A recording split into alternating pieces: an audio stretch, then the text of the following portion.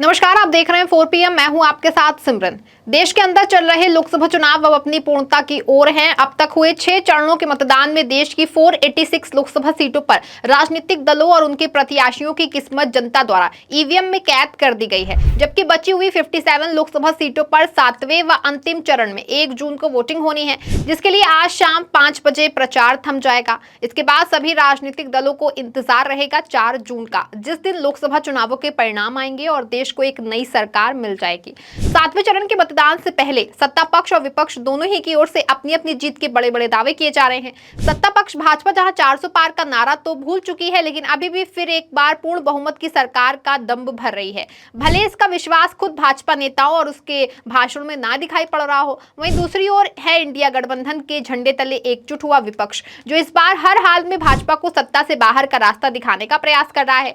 हर बीतते चरण के साथ इंडिया गठबंधन का विश्वास और भी गहरा होता जा रहा है और इसका दावा मजबूत होता जा रहा है।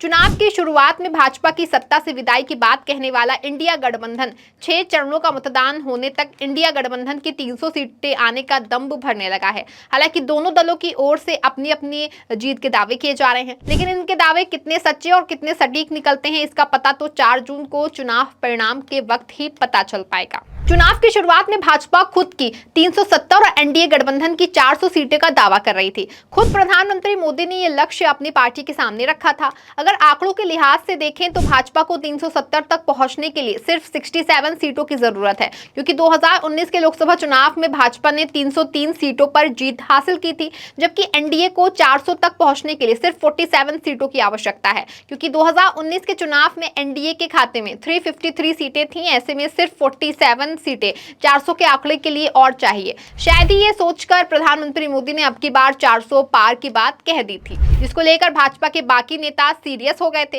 लेकिन जैसे जैसे लोकसभा चुनाव आगे बढ़ा, भाजपा और पीएम मोदी को खुद ये यकीन होने लगा कि 370 और 400 की ये उम्मीद इस चुनाव में उम्मीद ही रहने वाली है, क्योंकि बीजेपी की 67 सीटें बढ़ने की उम्मीद तो छोड़िए, बड़ी संख्या में सीटों में कटौती होने जा रही है। तभी तो सिर्फ 3 चरण बीतने के बाद ही बीजेपी ने अब की बार 400 पार किनारे से किनारा करके फिर एक बार पूर्ण बहुमत की सरकार की आवाज को बुलंद करना शुरू कर दिया। हालांकि इंडिया गठबंधन तो यहां तक कह रहा है कि भाजपा को 272 सीटें भी नहीं मिलेंगी, बल्कि पूरे बीजेपी 100 में से 120 तक सिमट जाएगी। अब इन दावों में कितनी सच्चाई है ये तो आने वाले वक्त में ही पता चलेगा, लेकिन हाँ, इतना तो तय है कि बीजेपी इस बार भारी नुकसान उठा रही है और 370 या 400 छोड़िए, असल लड़ाई सत्ता में वापसी की है, क्योंकि इस चुनाव में ना तो किसी की कोई लहर दिखाई दे रही है और ना ही मोदी का मैजिक कुछ काम करता दिखाई दे रहा है। उल्टा पूरे देश में सत्ता विरोधी लहर हर बीतते चरण के बाद और भी तेज होती जा रही है और लोगों में प्रधानमंत्री मोदी से भी नाराजगी दिख रही है। यही कारण है कि इस बार भाजपा की 272 सीटें आना भी एक चुनौती बन गई है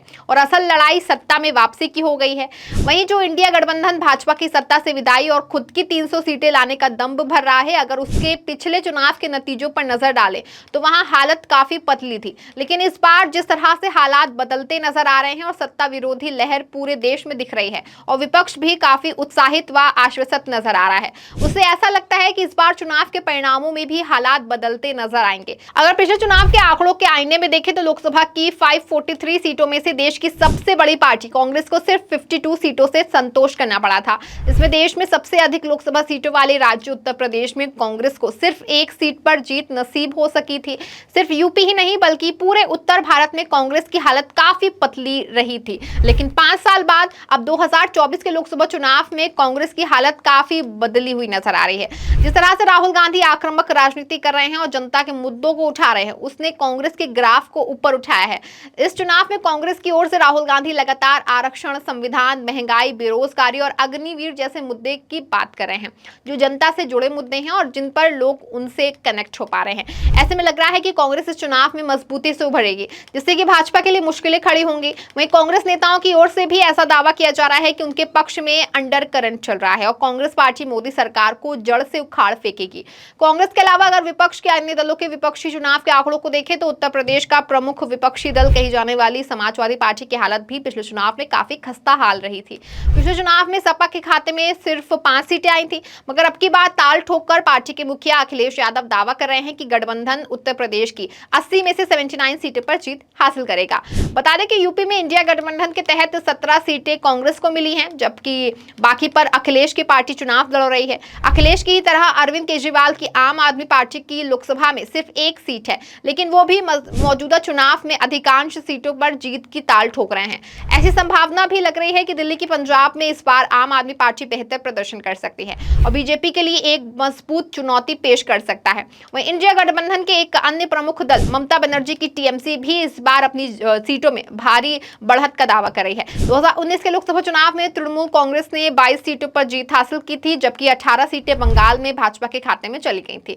लेकिन इस बार ममता बनर्जी का ऐसा दावा है कि उनकी पार्टी इस चुनाव में 32 से 33 सीटें जीतने जा रही है, यानी इस टीएमसी बड़ी बढ़त हासिल करने जा रही है। बिहार में लालू यादव की राष्ट्रीय जनता दल माने तो आरजेडी पिछले चुनाव में 0 पर पहुंच गई थी, लेकिन इस बार बिहार में जिस तरह से तेजस्वी यादव की जनसभाओं में लोगों का जनसैलाब देखने को मिल रहा है, उसके बंपर भीड़ उमड़ रही है। उसे देखते हुए ऐसा लगता है कि बिहार में आरजेडी का बड़ा खेला करने वाली है, क्योंकि तेजस्वी यादव लगातार नौकरी और रोजगार की बात कर रहे हैं। इसके जरिए वो युवाओं को अपने साथ जोड़ रहे हैं।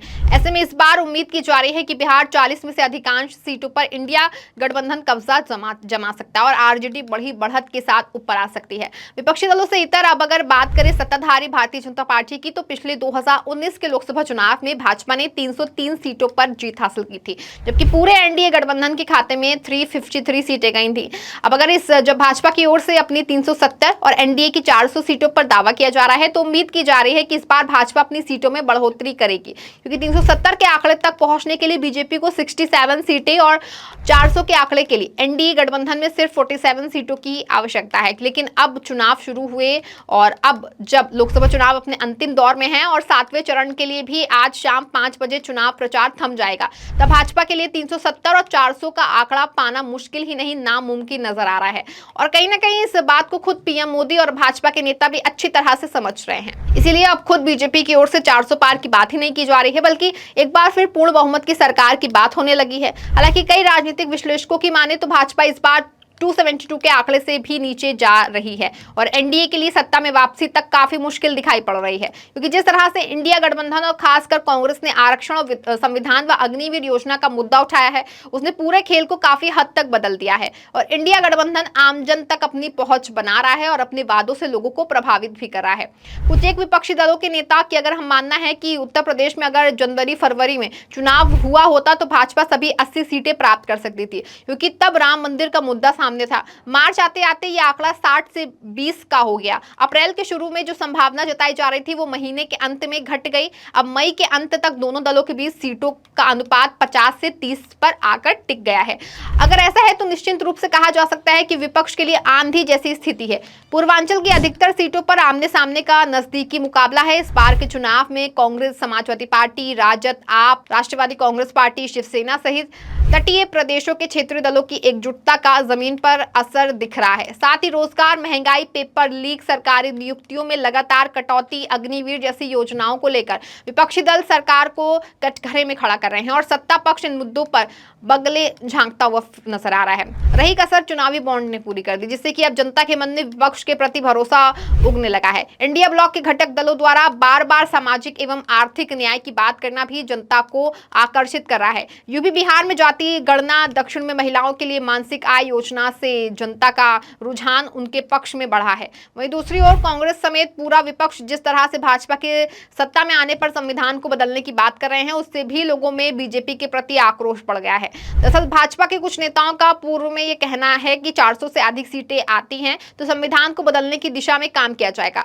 अब उन पर भारी पड़ता हुआ दिखाई दे रहा है। विपक्ष बहुत नीचे तक बात समझने में सफल हुआ है कि सरकार बाबा साहेब भीमराव अंबेडकर द्वारा बनाए गए संविधान और उसके जरिए मिले आरक्षण रूपी अधिकार को खत्म करने की कोशिश में है।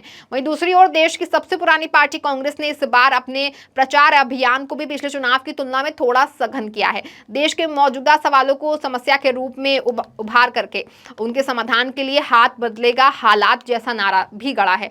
यही कारण है कि दक्षिण के अलावा कांग्रेस को हरियाणा और राजस्थान में भी पहले से अच्छा रिस्पॉन्स मिला है। उत्तर प्रदेश में सपा, बिहार में राजद, झारखंड में झामुमो, महाराष्ट्र में उद्धव ठाकरे, शरद पवार के भरोसे उम्मीद बढ़ी हुई है।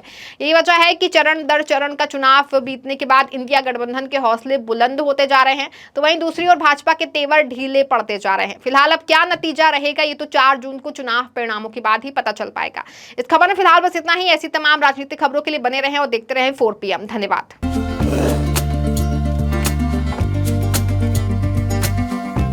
है।